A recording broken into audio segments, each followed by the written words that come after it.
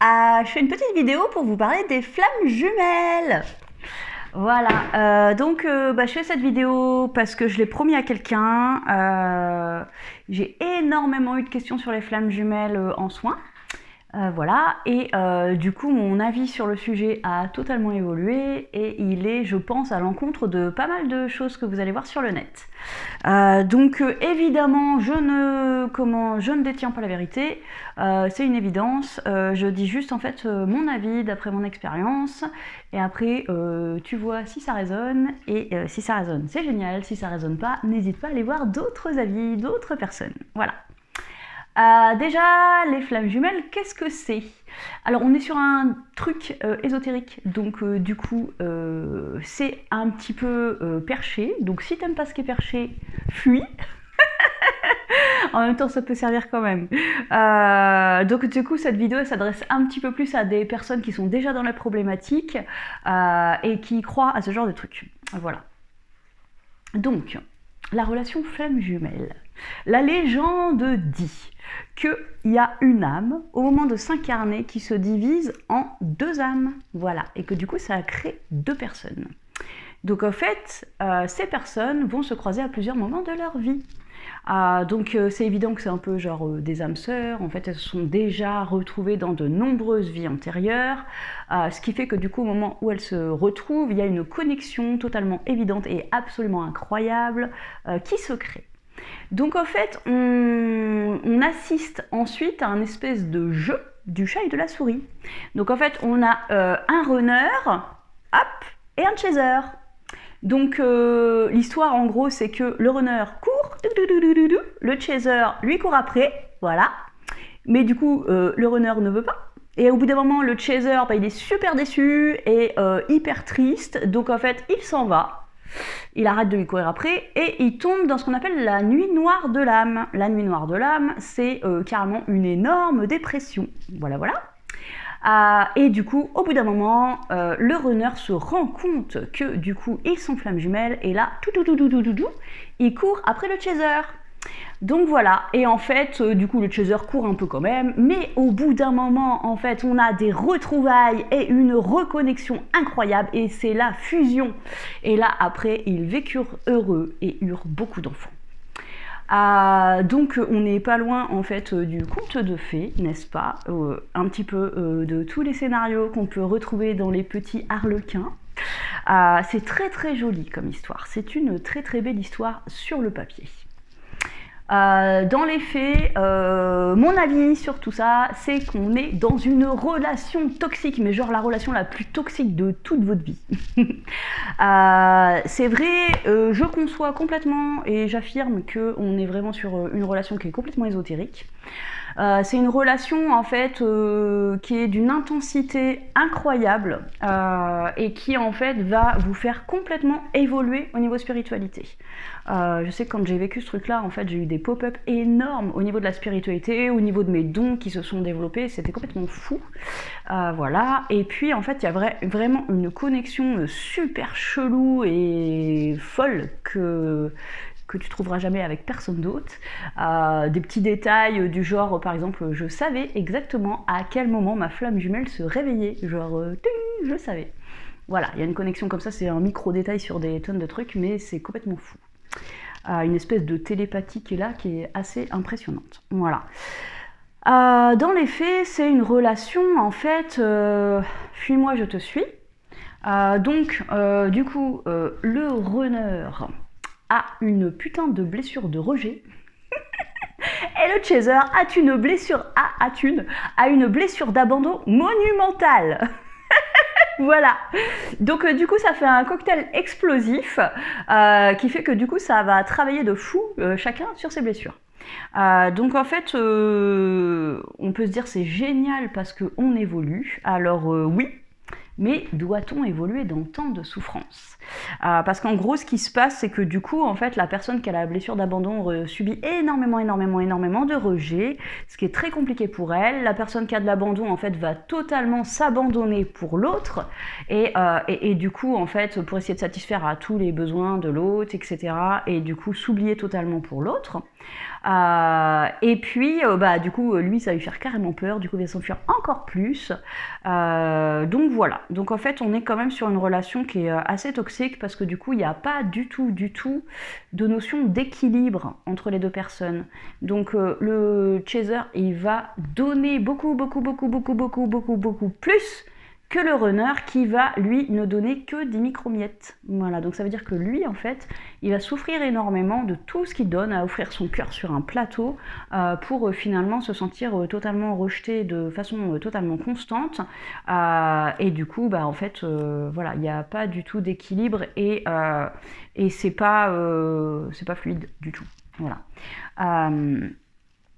Donc du coup c'est vrai que ça fait évoluer, mais en fait moi ce que je tiens à dire c'est que voilà, l'idée pour... Alors de toute façon il est évident que toutes les personnes que j'ai eues en consultation c'était uniquement des chasers qui souffrent de la situation, parce que du coup les runners en fait ils captent même pas qu'ils sont dans une relation assez particulière. Donc eux ils souffrent de fou et du coup ils comprennent pas du tout ce qui leur arrive et du coup après ils tombent tellement dans une dépression que du coup c'est très compliqué. Donc c'est eux que j'ai eu plein de fois en consultation. Donc l'idée c'est qu'en fait cette relation va les aider du coup à bosser en fait sur la blessure de rejet et en fait à développer l'amour de soi. Donc ça c'est plutôt cool parce que du coup ils vont apprendre ensuite à s'aimer eux-mêmes, du coup à ne pas voir le rejet de l'autre comme je ne suis pas assez, je ne mérite pas d'être aimé, etc. Donc l'idée c'est d'aller dégommer toutes ces idées-là et de se rendre compte que c'est pas parce que l'autre le rejette que du coup t'as pas de valeur. Voilà. Donc ça permet de développer vraiment l'amour de soi, la confiance en soi, etc. Voilà. Donc en fait l'idée c'est aussi que la personne elle arrête de se sacrifier pour l'autre et qu'elle vive enfin pour elle au lieu de faire tout le temps passer les besoins des autres avant elle. Tout ça pour ça, moi je tiens quand même à préciser que sur toutes les personnes que j'ai eues en consultation, je n'ai jamais rencontré de personne en fait qui a vraiment fait sa vie avec sa flamme jumelle. Et pas que en consultation, hein, c'est-à-dire que du coup on voit énormément de témoignages, comme quoi, oui, la relation est totalement incroyable, oui, il faut faire ceci, faire cela pour ramener le runner, etc. Il faut développer la confiance en soi, machin, et tout ce que tu veux. Il y a des tonnes de trucs qui décrivent cette relation comme une relation complètement ésotérique et incroyable, ce qui est vrai. Par contre, en fait, moi, j'ai jamais rencontré personne de toute ma vie qui vraiment a fait sa vie avec sa flamme jumelle et qu'en en fait on est dans une relation qui est équilibrée, qui apporte vraiment du bonheur et une relation qui dure. Voilà. Donc effectivement, y a des personnes qui ont vécu un peu la relation, quelques semaines, quelques mois, et c'était complètement ouf. Peut-être même quelques années, mais à chaque fois en fait la relation elle s'est terminée et du coup ça a fait vachement de dégâts. Donc du coup, d'où mon conseil, fuyez.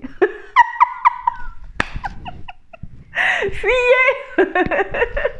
Parce que en fait ça sert à rien du tout, puisque la leçon finale c'est juste aime-toi. Et si quelqu'un ne veut pas de toi, ça sert à rien de le forcer, en fait. Ça sert à rien du tout d'essayer de forcer les choses. S'il veut pas de toi, c'est qu'il veut pas de toi. C'est tout. Voilà, c'est fini. Tadam! Donc là, je suis en train de t'éviter de nombreuses mois et années de souffrance. Donc s'il te plaît, écoute ce message. C'est mon avis, je ne détiens pas la vérité, mais fais tes recherches sur le web et essaye de voir qui en fait est vraiment en couple avec sa flamme jumelle. D'ailleurs, ça m'intéresse carrément. Tu peux mettre en commentaire. Est-ce que t'es le runner? Ou est-ce que tu es le chaser? Et après, regarde tous les autres commentaires et vois qui est chaser.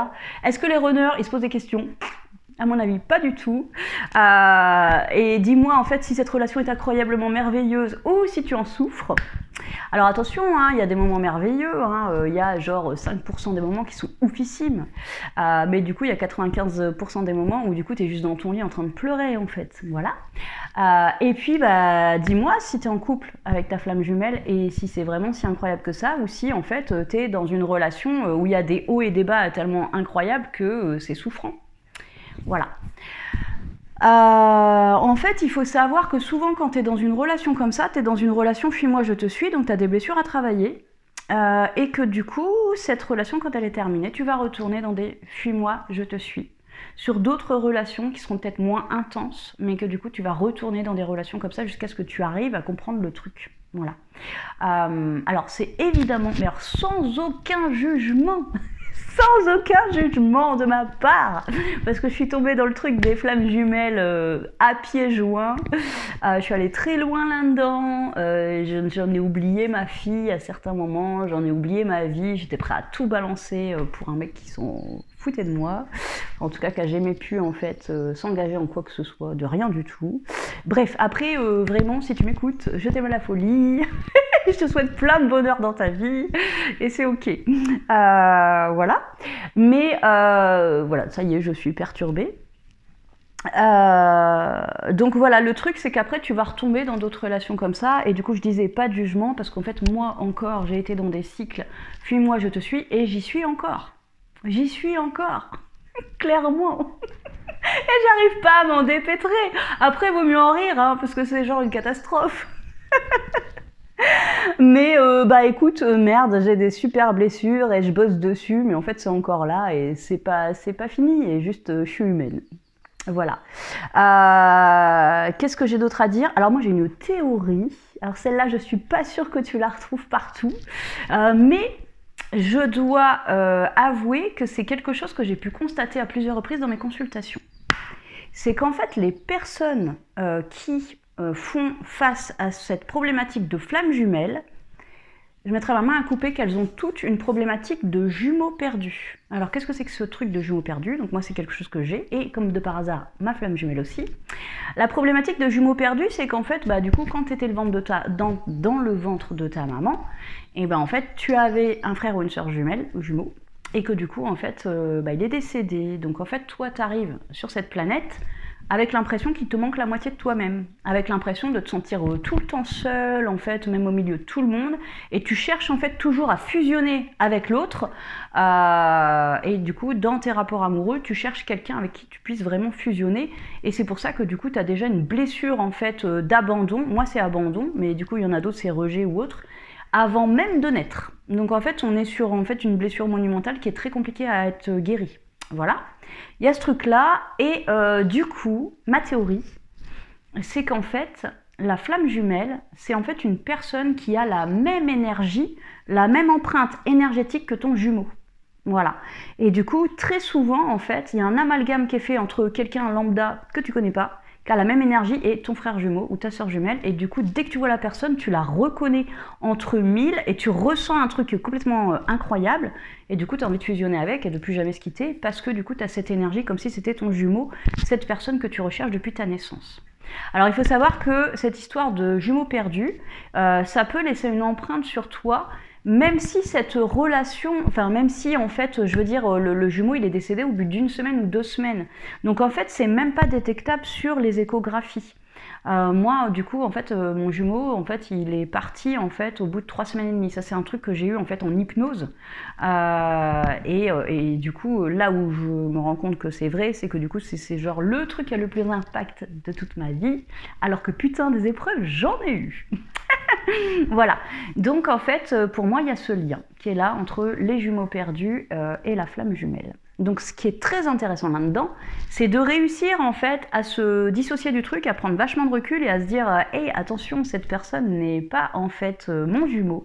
D'ailleurs, c'est quand même assez rigolo qu'on parle de flamme jumelle et de jumeaux perdus. Est-ce vraiment un hasard, ce choix des mots? Voilà. Donc l'idée, c'est vraiment voilà, de se dissocier, de se dire hey, c'est pas mon jumeau, c'est quelqu'un là qui a la même énergie. Donc calme, on se calme, on se calme.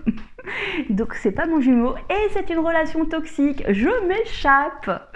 Voilà, voilà. Donc après, ce qui est cool, c'est de se dire, de reconnaître en fait quand on arrive sur une relation et qu'il y a du rejet en face, de le voir dès le début, et que dès qu'on se rend compte que la relation en face, bah, y a du rejet, c'est juste que la personne, elle veut pas de nous. Donc en fait, on va pas être sur une relation qui est équilibrée, tu vois. Donc en fait, il faut juste se casser avant de s'attacher, on se barre. Et du coup, en fait, regarder, ouvrir les yeux autour de nous sur les personnes qui veulent bien de nous, tout simplement. Voilà, et ben je crois que c'était à peu près tout ce que j'avais à dire sur le sujet. Je suis absolument désolée parce que je pense que j'ai dû dévaster tous vos espoirs de retrouver votre flamme jumelle et de fusionner avec. Je suis totalement confuse. Par contre, du coup, ce qui est intéressant, c'est que du coup, je donne au moins un autre avis, tu vois, et que du coup ça te permet d'avoir plusieurs avis différents et de faire le tri et de voir ce qui résonne en toi. Si ça résonne pas, va sur d'autres vidéos, pas de souci. Moi j'avais même acheté carrément le bouquin Flamme Jumelle qui me vend ce conte de fées ésotérique magnifique, voilà, donc j'étais vraiment à fond là-dedans. Voilà. Donc après, ce qui est aussi triste et merveilleux, je sais pas pourquoi ces mots me viennent, c'est qu'en fait, tu ne trouveras jamais de toute ta vie un amour aussi intense que ta flamme jumelle. Voilà, jamais. Le danger, c'est que du coup, cette intensité-là, forcément, tu vas la rechercher tout le temps. Et ça veut dire que les personnes après, en fait, tu vas pas les voir parce que du coup, tu n'auras pas ce truc, en fait. Faut faire le deuil de ça, tout simplement, et se dire que oui, c'était intense, mais c'était aussi très toxique et que du coup, c'est pas faisable. Et que du coup, voilà. Donc moi, je sais qu'après cette relation-là, je suis tombée sur une autre relation où il n'y avait pas la même intensité, mais où en fait j'étais très amoureuse aussi. Donc il y avait une autre forme d'intensité.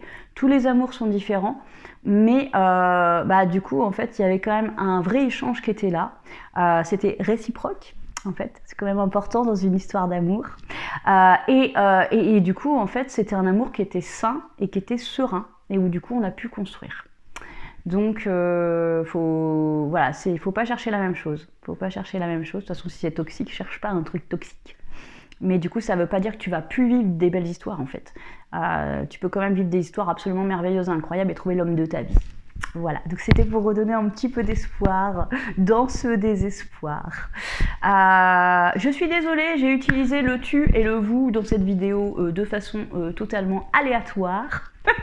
C'est un peu n'importe quoi, mais en tout cas je suis contente de l'avoir faite, j'espère que ça va vous aider, et du coup faut surtout pas hésiter à mettre en commentaire ce que je disais. Est-ce que tu es un chaser, est-ce que tu es un runner, et est-ce que tu vis avec ta flamme jumelle, qu'est-ce que tu penses de tout ça? Moi ça m'intéresse carrément. Et aussi ce qui est complètement incroyable, et après je vais arrêter la vidéo, mais si t'en as marre tu peux déjà couper là, hein, vraiment, c'est qu'en fait j'étais allée il y a pas très longtemps sur je sais pas, le Insta d'une meuf qui parlait des flammes jumelles, et j'étais tombée en fait sur ces commentaires comme quoi blablabla, fusion, tout ce que tu veux, et moi j'avais mis en commentaire de toute façon moi je pense que c'est juste une relation toxique, et la nana elle m'a répondu oui en fait cette vidéo elle a 2 ans donc c'est un petit peu obsolète, moi ce que je pense aujourd'hui c'est aussi que c'est une relation totalement toxique, voilà. Mais ça elle va pas le dire la meuf.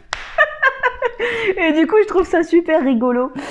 Si tu t'intéresses un petit peu à ce que fait Isabelle Serre, qui est quand même une pointure dans le monde ésotérique, donc les oracles d'Isa, je sais pas si ça te parle, et ben en fait, c'est intéressant de voir que son avis se rapproche de ça aussi. Donc voilà, c'est pas un truc tiré par les cheveux. Donc n'hésite pas à aller revoir ça aussi. Je voulais dire autre chose, mais j'ai oublié. Et ben tant pis. Voilà, je vous fais des tonnes de bisous, bon courage dans tout ce que vous traversez parce que c'était la pire période de toute ma vie. Bon, j'exagère un peu, mais on en est vraiment pas loin. Et puis, à très vite pour de nouvelles aventures.